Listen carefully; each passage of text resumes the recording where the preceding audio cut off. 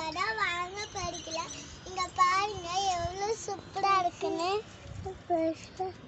Hi friends, welcome Sri Rashan. இன்றைக்கி நம்ம மாடி தோட்டத்தில் என்ன அறுவடை பண்ண போகிறோம் அப்படின்னு பார்த்தீங்கன்னா பச்சை மிளகா தான். இங்கே பாருங்கள் எவ்வளோ சூப்பராக இருக்குது பாருங்கள். இது ஒரு வெரைட்டி பச்சை மிளகா. ஆல்ரெடி நம்ம ஊசி பச்சை மிளகாவும் வச்சுருந்தோம். இப்போ பார்த்தீங்கன்னா இந்த வெரைட்டி போட்டிருக்கோம். பார்த்தீங்கன்னா ஒரு வாட்டர் கேனில் தான் வச்சுருக்கோம், வேறு எதுலேயுமே இல்லை. பாருங்கள், இதுக்கு நம்ம ஆஸ் யூஷுவல் சொல்கிறது தான், வீட்டு காய்கறி கழிவும் தண்ணியும் மட்டும்தான், வேறு எந்த கெமிக்கலுமே நம்ம யூஸ் பண்ணுறதில்ல. பாருங்கள், பார்க்குறதுக்கு எவ்வளோ கலர்ஃபுல்லாக இருக்குன்னு. இதிலே பார்த்தீங்கன்னா நம்ம பழுக்கவும் விடுறோம். ஏன்னா இந்த பழுத்த பச்சை மிளகாவும் பார்த்தீங்கன்னா ரொம்ப டேஸ்ட்டாக இருக்கும், டிஃப்ரெண்ட்டாக. அதில் வந்து பச்சடி பண்ணுவாங்க, ஸோ அதுக்காக அதை பழுக்க விட்டுருக்கோம். இப்போ பாருங்கள், பச்சை மிளகா நம்ம அறுவடை பண்ணிடலாம். ஸ்டேஷன் அறுவடை பண்ணிகிட்டே இருக்கான். பாருங்கள், நான் ஊசி மிளகா சொன்னேன் பார்த்தீங்களா, அதை பாருங்கள் எவ்வளோ அழகாக இருக்குது பாருங்கள்.